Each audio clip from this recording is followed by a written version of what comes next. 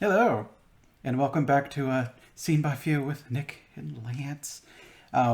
This one's just kind of a special episode. It's not a holiday special. It's nothing. It's not a new to the scene because this movie's old. But with the Dungeons and Dragons Honor Among Thieves hitting the theaters like essentially this week, we'll have our review for it next week, hopefully. I wanted to at least talk about Dungeons and Dragons, and there's the original movie that is panned and kind of infamous for how terrible it is. And then on the Sci-Fi Channel back in the day, they put out a sequel movie to it, Dungeons and Dragons: Wrath of the Dragon God. It's kind of very, very tiny writing, but look, I own the DVD for, whatever that might tell you what I think about this particular movie at least. But then again, I've bought a lot of movies that I don't necessarily like just because how else are you going to... Back in the day, how were you going to see a movie like this? You buy it. You're not going to go to the Blockbuster to rent it or whatever. So, whereas I think more people are probably familiar with the infamous movie, this one might have flown under the radar a little bit. And while people are talking about Dungeons and Dragons in the movies, let's talk about a TV movie that got put out as a sequel, because maybe people don't know about it, and maybe it's worth watching. So I think we should start with scores. Hello, fair traveller, and well met. How's the road beyond you? The road is fair, and no, we're not doing that. So were you just waiting for silence for that? Yes. Okay, you told me beforehand. Oh, I'd left a break. I was debating on like getting a turkey leg out of there and like Renaissance fairing this shit. Okay. So Lance, Yeah. shall we start with scores? Sure. What would you give this between 0 and 10? I would give this movie.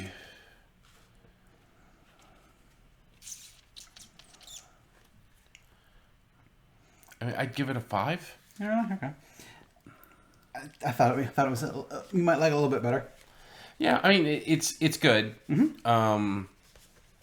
But there are things about it that we'll get into. Yes, we will. But how about you, Nick?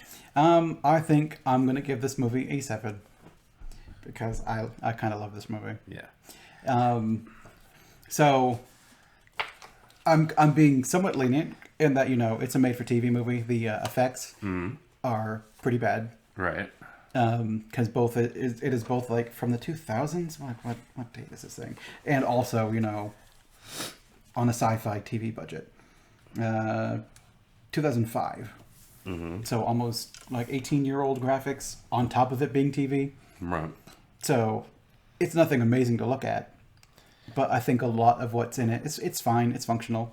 Like, you can look at a thing and go, like, oh, okay, I know what that critter is based off the way it looks. And a dark mantle. I knew a dark mantle. I knew I didn't have to tell me it was a magman. I knew some of them. When they have, like, the little winged thing flying around, I'm like, is that a gargoyle? What is that supposed to be? Or is that a harpy? I'm not entirely sure. Yeah, it was the races I had issues with, because it's like the half-orc servant or whatever. I was just like, what is that? Yeah. Like, so I guess, spoilers, but would you rather, like, you're a fan of D&D? Is this a movie you should watch? yes, at least once. At least once. If you should at least watch the movies at least one time, and see where they were to where they are now. I would say that you would get more out of watching the Darkness Rising stuff. Yes. So I think Darkness Rising is currently my favorite D&D movie, despite the fact that it's not a D&D movie. Just because that's a lot more, you're with the people who play D&D and the adventure that they create. Whereas this is taking the source material seriously. It's not played for laughs. They're not hamming it up. No one's doing the Jeremy Irons over the topness of it. They're playing it as serious as they can for a TV movie, and I think they do pretty good. Yeah, I mean it's so I wouldn't have suspected they were trying to follow the rules in the player's handbook as close as they were until we watched like the special commentary.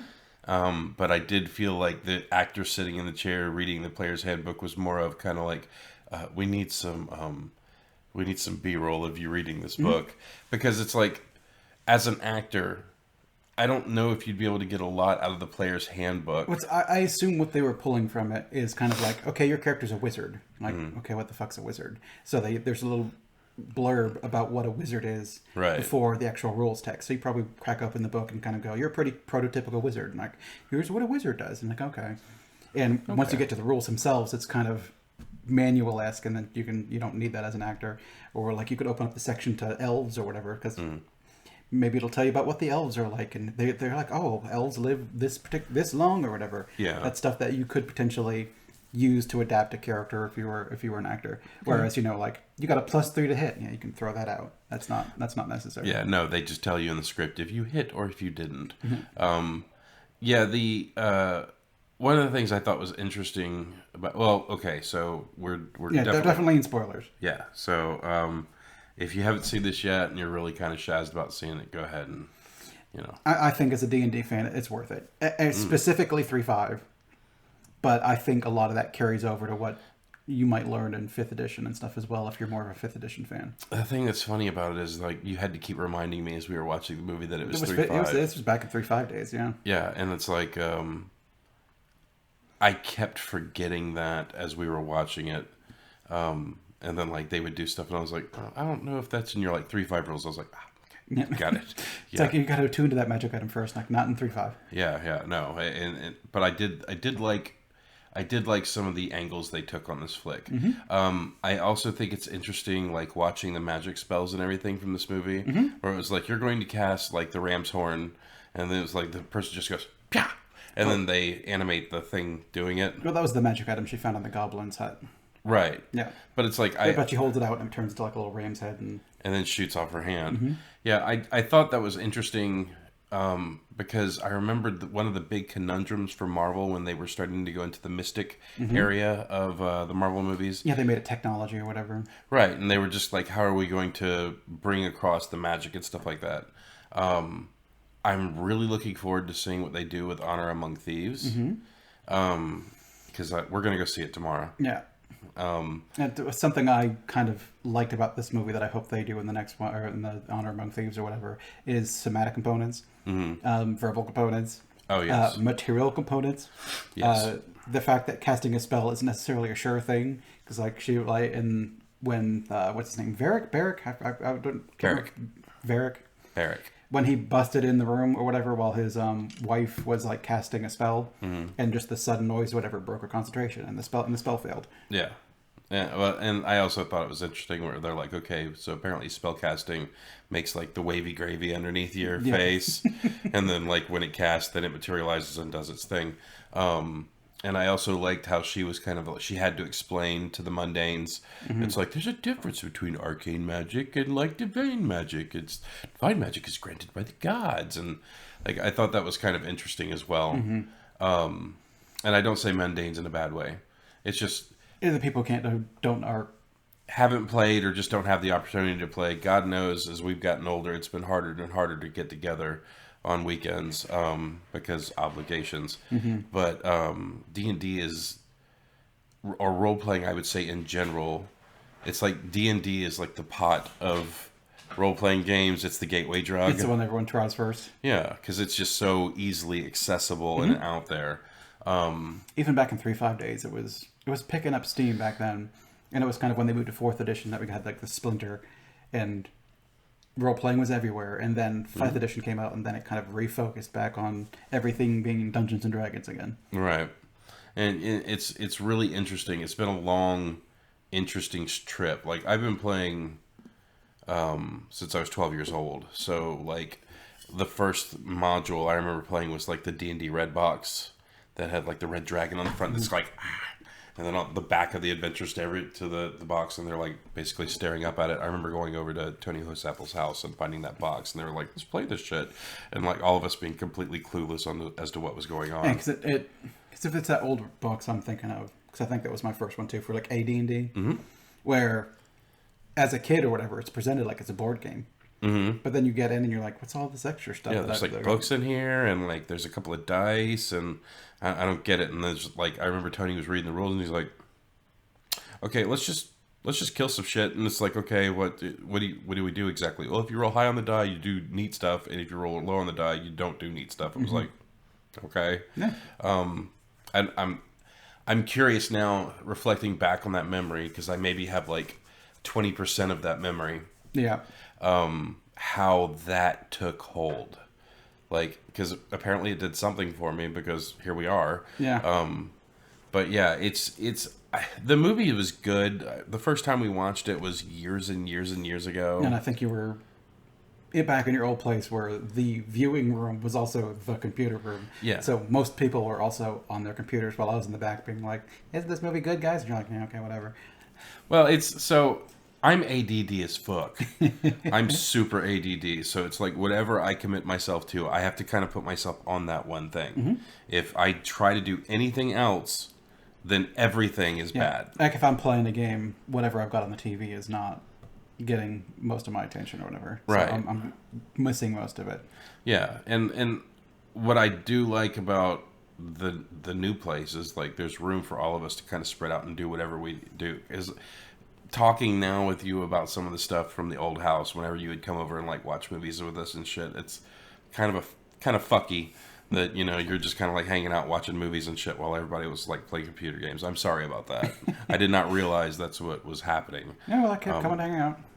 Well, no, and So I it love. wasn't that bad per se. It's just I a know, matter but of- it's shitty because I didn't realize that's what was happening. But I also know that like I think that was around the time that Amber and I got into like one of those higher raid content guilds. So it's like our lives were literally go to work. And on the way home, it was like, you stop and pick up McDonald's and I'll stop and pick up this. We get home, walk straight to our fucking computers, put down the fast food, and eat while we're like making spell components and all, like putting I gotta together. brew all my potions for Yeah. the raid later. I got to get my scrolls ready. Let me get these other little things done. And then, like, it was basically sit, wait for the fucking raid to start, then raid from 6 o'clock to 10 o'clock, and then have to argue with people at 10 o'clock. Be like, motherfuckers, I have work in them. One more run. We could do it this time. I've got to go. And then it was straight to bed.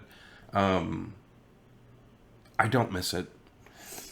I don't. It was a lot of fun doing that shit, Yeah. but god damn, it was another job. Yeah, it's kind of why in Wrath of the Lich King, whatever, they put out like 10-man raids. Those were the fun ones because then you're hanging out with your friends playing a game. Whereas when it's a 40-man ones, you're not hanging out with your friends because you can't talk over Ventrilo or whatever or TeamSpeak because clear the line. We gotta get this information out. So we're not waiting 30, 45 minutes between pulls or whatever. You go over here and do this. You go over here and do this. You stay out of the stuff.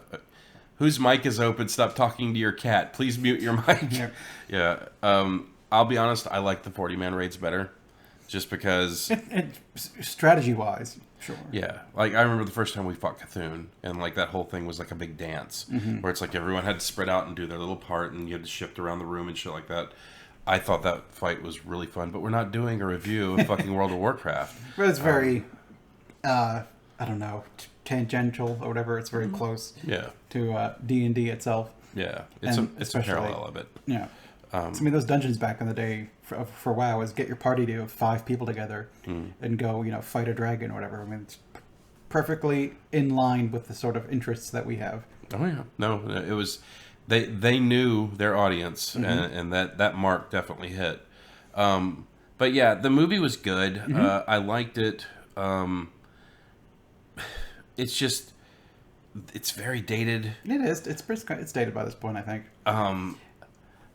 I feel like they could have benefited from like actually having actors who were players of the game. Yeah.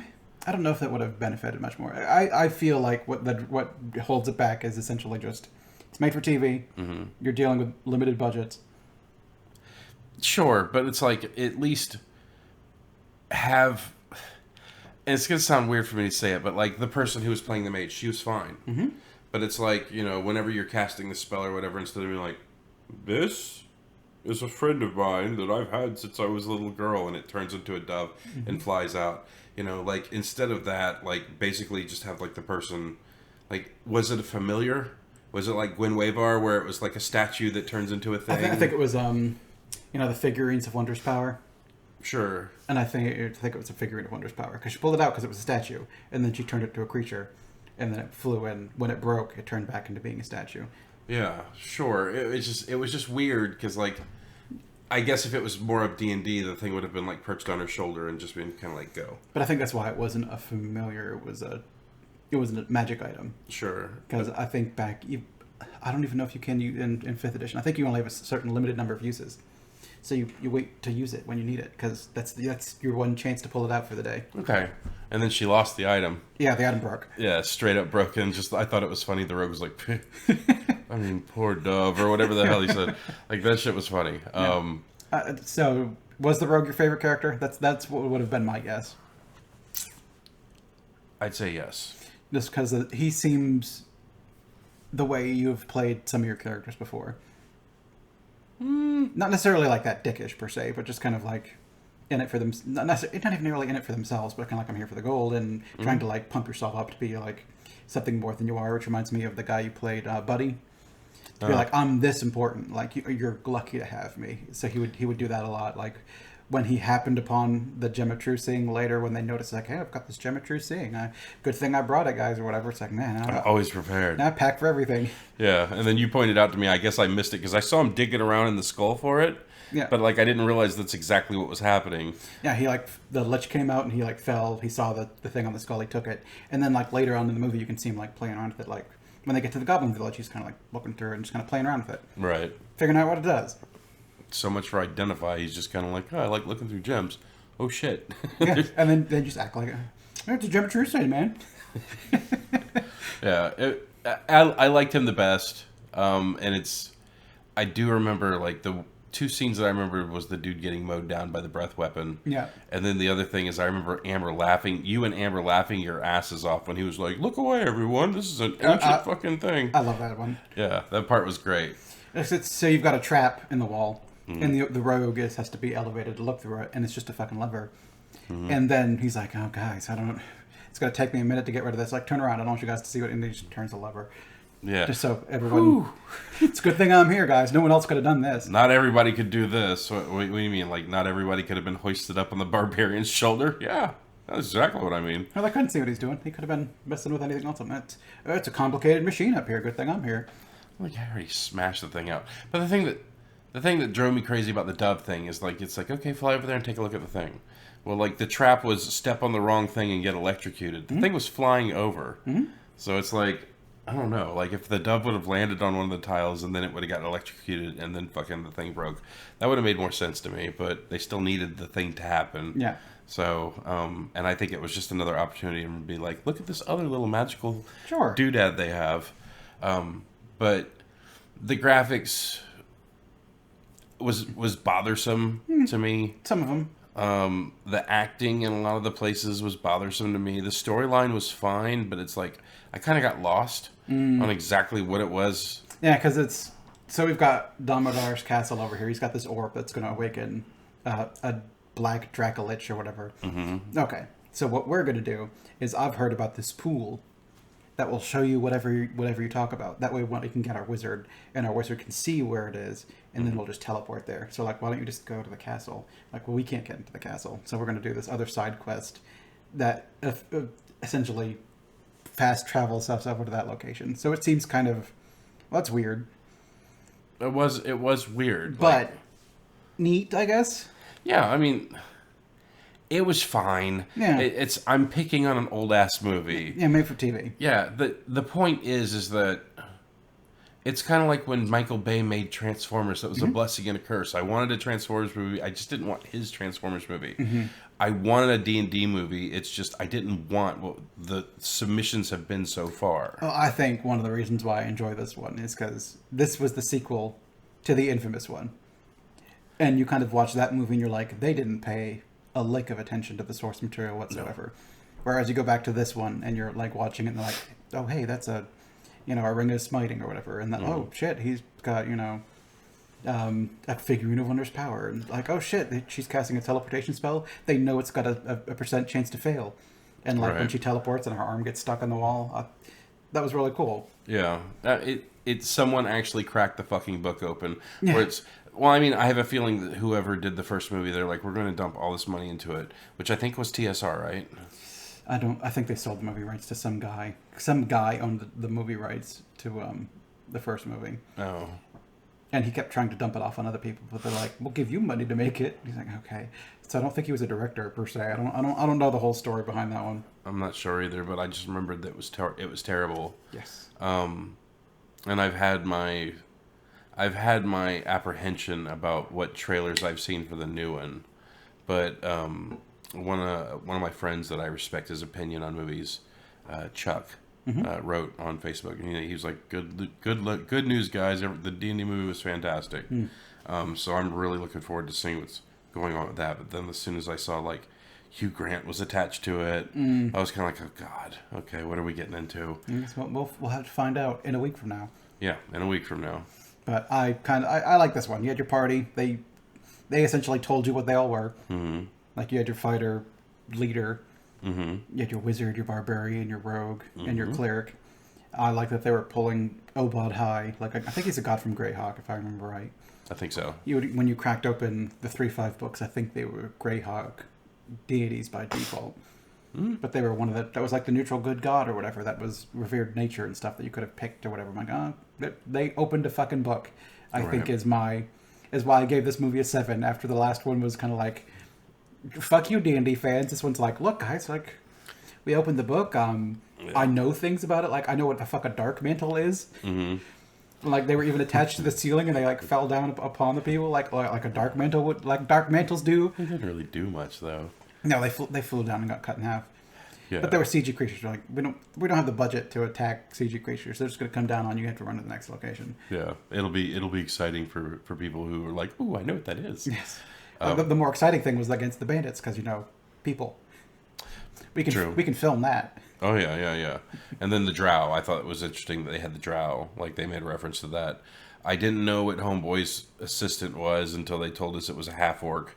I didn't know what the Lich was. I didn't even know it was a Lich until they told us in the commentary. Yeah. I didn't know what he was turning into, and when he was flying off, there was stuff like that where it's like, I get it. It's a sci-fi movie. It had a low budget. Yeah.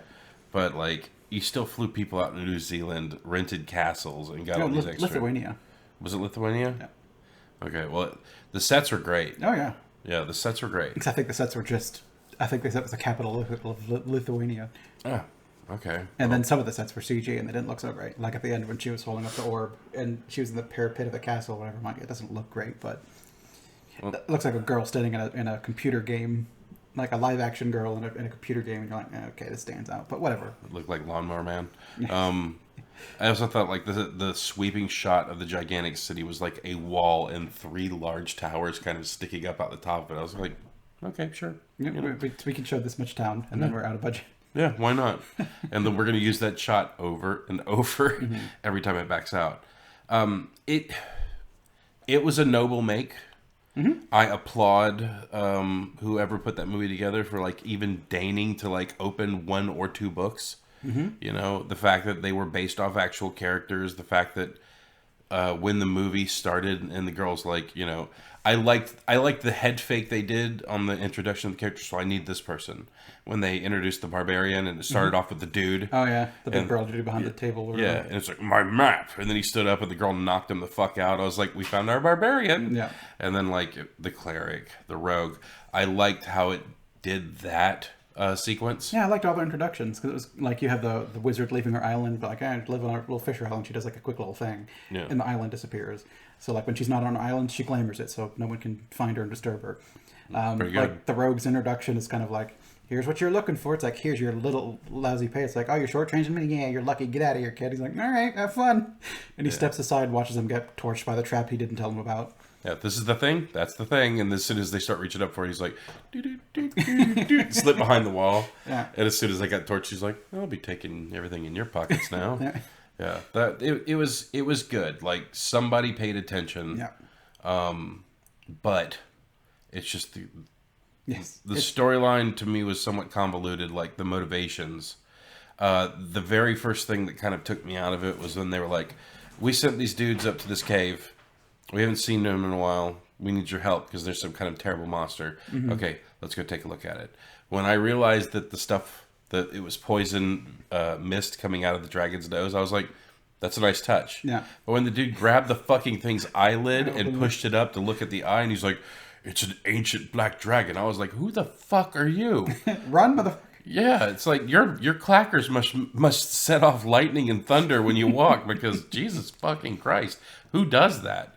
If I was ever in a campaign and you were like,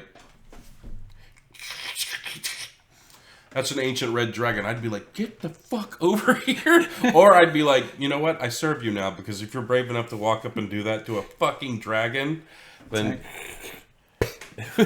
Wake up, bitch. Wake up, bitch. Time to fight. It's garbage day. Yeah, it's just... When that happened, it kind of pulled me out of it a little bit just for the fact of...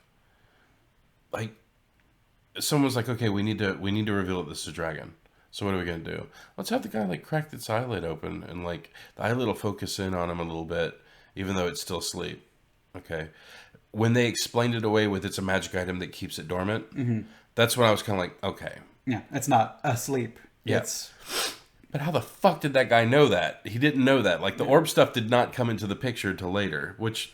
You know what? Fine. I'm just nitpicking at this point. But still, like, I know for a fact that if we were playing in one of our D&D games and someone walked over and hoisted up a fucking dragon's eyelid, we would be fucking s'mores. Yes, probably. Yeah. It's just...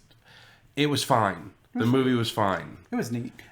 So, I don't think this is going to change people's mind who have never... Like, if you've never seen D&D...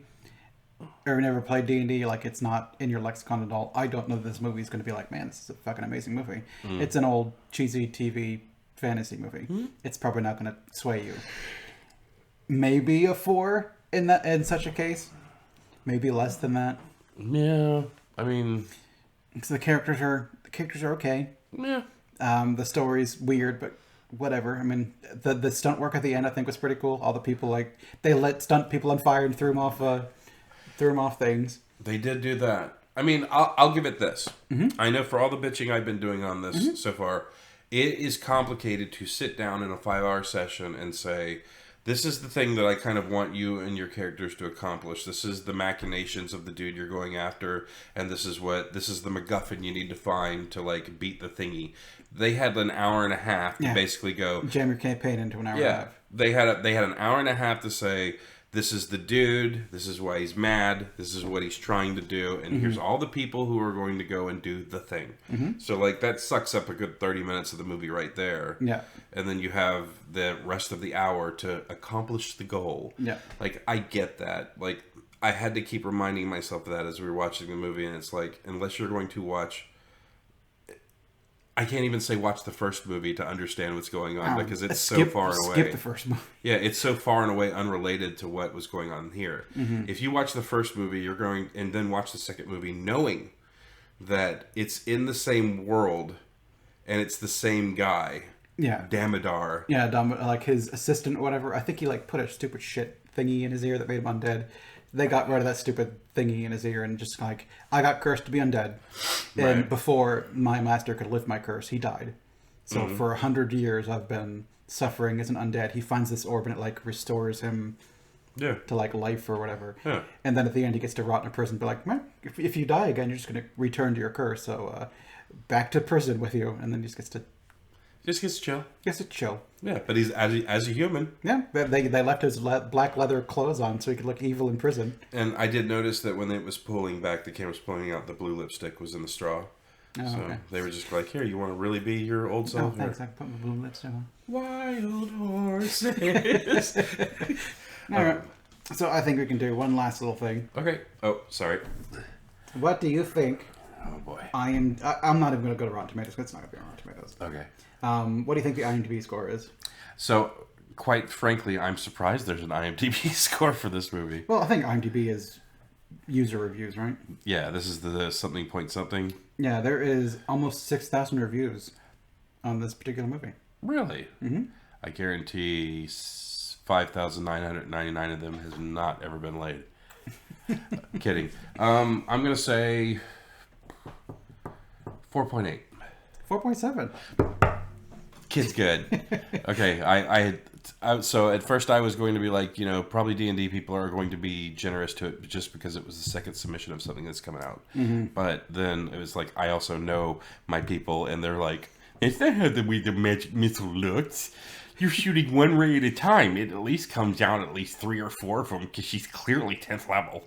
What do you think the 2000 Dungeons & Dragons movie is? Just as a comparison. Jeremy Ironwood? Yes. Don't forget Justin Whalen. Oh, God. I'll say 1.8. 3.6. 3.6. Is this movie 1 point better than Dungeons & Dragons? I'd say several points better than Dungeons & Dragons. Yeah. So it lacks kind of... The original D&D movie, the 2001, has that sort of hammy joke quality where you can watch it with a bunch of friends and rip on it. Mm-hmm. I don't know that it exists here quite as much. Mm-hmm. Maybe kind of making fun of some of the old graphics and stuff, but the characters are characters. They're not over-the-top caricatures. Mm-hmm. I think it stands alone as a decent... Like, if this was on TV, like, as it was intended, it's probably a good TV movie. Like, it's 9 o'clock at night. I'm going to go to bed in a couple hours. Let me think, I'll watch a D&D movie. And it's okay. Yeah. I like it because I'm kind of that nerd that watched all the stuff and be like, oh, look, is that a harpy? It's like, oh, look, he cast whole person. And then he goes, I'm going to cast disintegrate on each part of your body part. And you can tell me what it's like. Yeah. And that's kind of fun. Like, the elf walked out and did like the little thing and like a wall of flame came up. Oh, wall of flame. So it's just me pointing at stuff and being like, oh, look, they paid attention.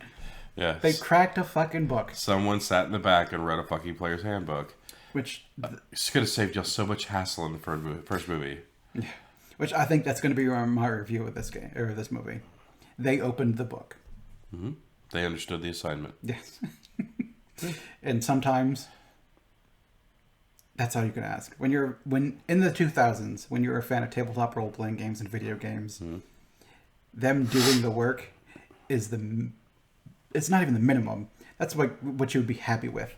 Mm-hmm. It's like we did a video game movie. It's the standard. It's Super Mario Brothers. Like, did you play the fucking game? Obviously, you didn't. So, like, for me, like, we made a video game property, and you can tell that they played the game. Or they made like a D&D movie, and you could tell they cracked a fucking book. Mm-hmm. Maybe they even some of the writers even played it in a campaign. That just elevates it to the point where I'm like, it feels like it's made by like people who like me, I suppose. Yeah, well, I mean, I've said it time and time again, and I'll say it one more time. If you make it for the people it's intended for, it will get good reviews. Mm-hmm. You don't have to make it for everybody; just make it for the intended audience, and the other people will come along. So. And I feel like a lot of times these days, a lot of stuff gets homogenized down for like the masses instead of, Which is my prediction for Honor Among Thieves, but we've not seen it yet, so I don't know. I'm imagining it's the broad net meant to catch many fish, as opposed to the very, very narrow net that caught like me.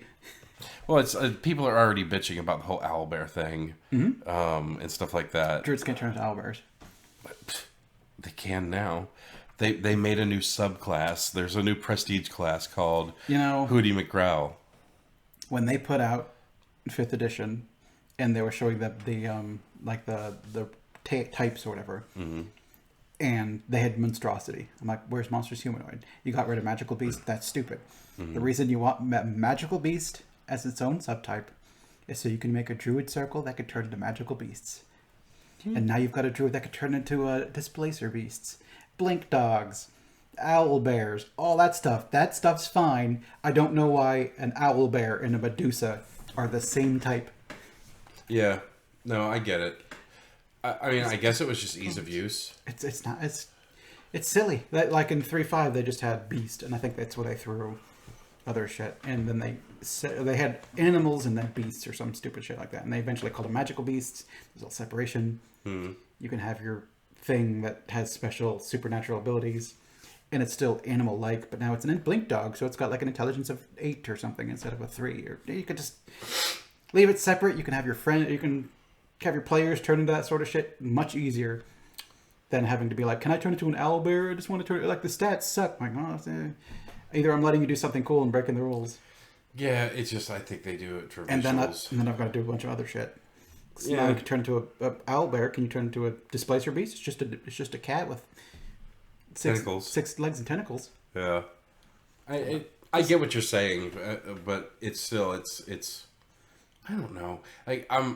I'm going in this movie very, very like no expectations whatsoever.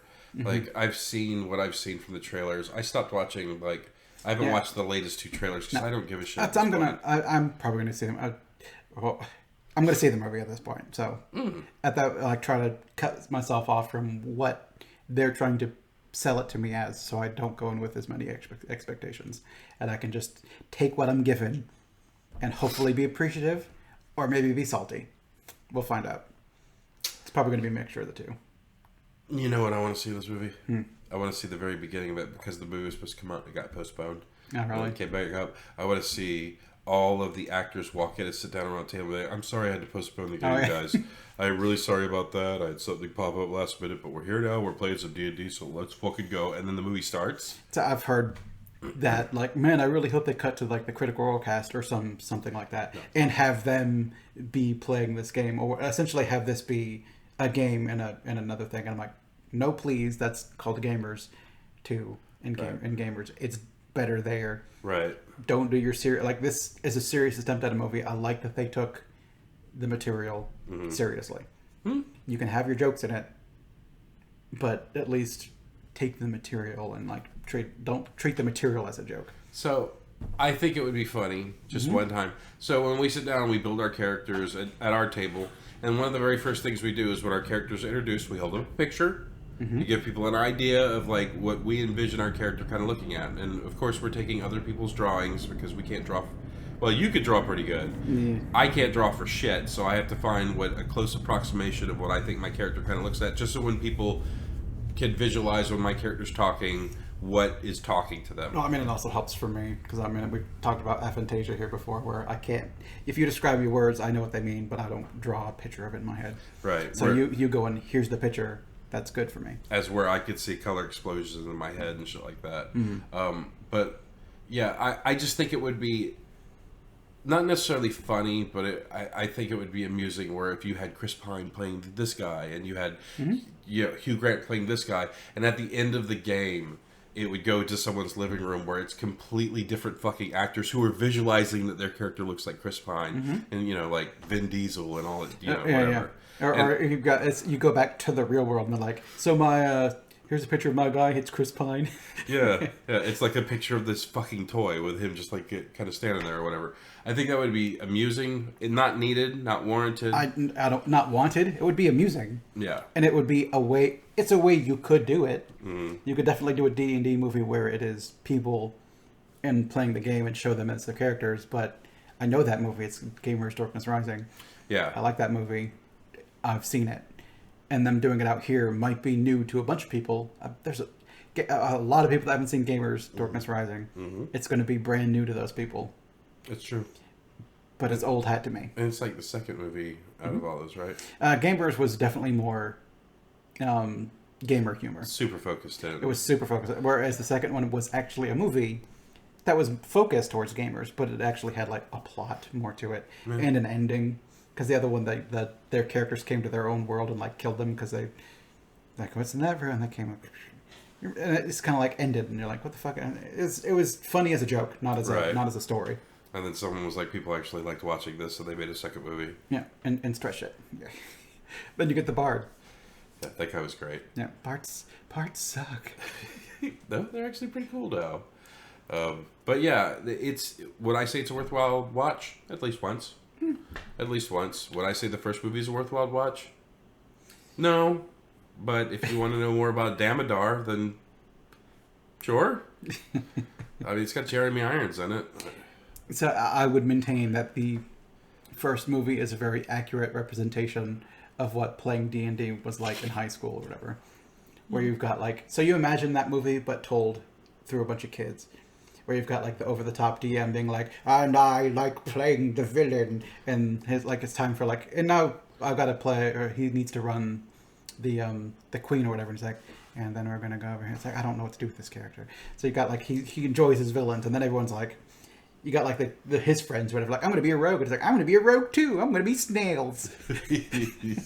Yeah. And then you come across the one guy who joins the campaign later, and it's like, I'm a dwarf. I'm a 6'9". Like, well, dwarves are like 4'3" or whatever. Like, they're short. He's like, no, I'm a tall dwarf. I'm like, okay, whatever. Because like the dwarf in that movie is taller than the rest of them. That's true. I'd forgotten about that. Oh yeah. Where it's just you got a bunch of like high schoolers or whatever. Like, they looked at the book and like, no, I don't want to be a short dwarf. I want to be a little short man. I'm a tall man, but I'm a dwarf. Roar. Yeah. And you just have like no one's paying attention to the rules at all. You've got the Rogues Labyrinth that was 3 consecutive rooms. It was weird. Where like it's designed by a guy in high school who was its first campaign. He designed the Rogues Gambit for them. He's like, it's 3 rooms together with a couple traps in it. Yeah. And when you're a teenager, it's fucking dope. And like, I don't even think it was dope then.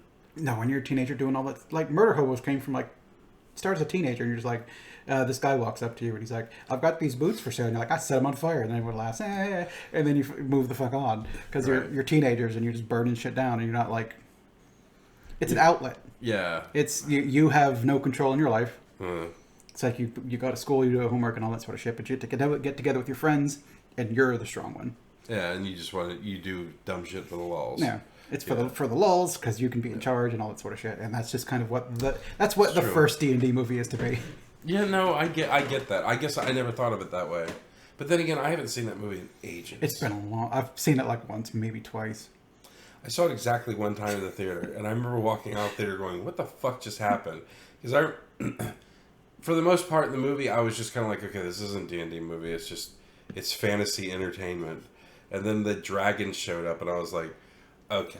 And then I was just completely disengaged from the movie. Yeah, the dumbass dragon. Yeah. Like ones that are just creatures or whatever, they're not like intelligent. Yeah, and they didn't look, I mean, don't get me wrong, like, I don't think reds are the most intelligent ever, but like, still. They're not whites. Whites are the dumb ones. Yeah. But it was bad. It was just bad. It's bad. So is there anything else to say? I think we can wrap this one up. So this is our precursor to Honor Among Thieves. So join us next week for Honor Among Thieves. For Honor Among Thieves. And if you can track this one down, I think it's worth it. Mm-hmm. Maybe you can find it somewhere without having to pay for it, per se. Like, I wonder if someone uploaded this to YouTube or something like that, because I don't think they're making money off this thing anymore. Finding it free on YouTube or whatever is probably fine. Put your address in the comments. Nick will send you his copy so you can watch it. No, it's mine. I don't know if these exist anymore. I don't think they do either. I'm sure you could find them. Like, maybe you might be able to find one of them. But kind of like when we watched Geisha Assassin, like someone had uploaded it to YouTube. Maybe that's the case here. That's a nice person. Keep doing that. Do more of that. Yeah, like a movie that I think would be fairly inaccessible nowadays. Make it more accessible, because I think it's worth watching. Yeah, Geisha Assassin was a lot of fun. No, it was. So, to answer your question, are you going to Amazon or something? Yeah. So, Dungeons and Dragons. What's the? Wrath of the Dragon God.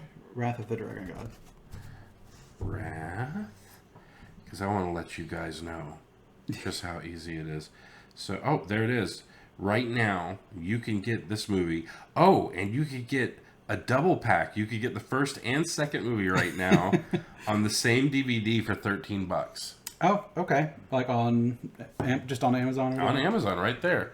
There's your 2 films collection edition. Boom, boom, $13. So leave your email or leave your address down below, and Nick will send you his copy. And then I'll replace it with the double pack, Nick, if it doesn't come back. This is made better by the fact that the first movie is not included. It's not dragging it down. Yeah, the other it does not appear to be on. It does not appear to be on YouTube. No, it's gone. It's a sci-fi movie, right? Yeah. Oh, here, widescreen edition, Nick. Oh, there it is. Wait. Is it the real movie? It's $9. No, it's where someone puts up the thing where it's like the length of the movie, but then click the shady link in the description. You can get the Blu-ray for $33. Oh, that's expensive. I know what I'm getting you for Christmas. I'd probably watch it too. You better. I bet. I mean, if it's on Blu-ray, it means that it's going to look prettier, right? This might actually look worse upscale. Yeah. It's going to look like 8-bit fucking smells going off and shit. But So it is possible to find this movie. I mean, is it worth $13? I think $13, sure. And $30, maybe not. But the fact that it also comes with the original D&D, and you can rip on that with your friend, rip on it with your friends. That is definitely an MST3K movie. Yeah, and if you want to feel better about this movie, watch the other one first. Yeah. No, totally. He's right about that. All right, I think we can wrap this one up. All right, well, go out, put on some blue lipstick, live your best life, and go forth on an adventure. Yeah, summon a dragon god to cleanse Ishmael. Ishmael. Ishmael. Yeah, call me Ishmael. Call me. All right, bye everybody. See ya.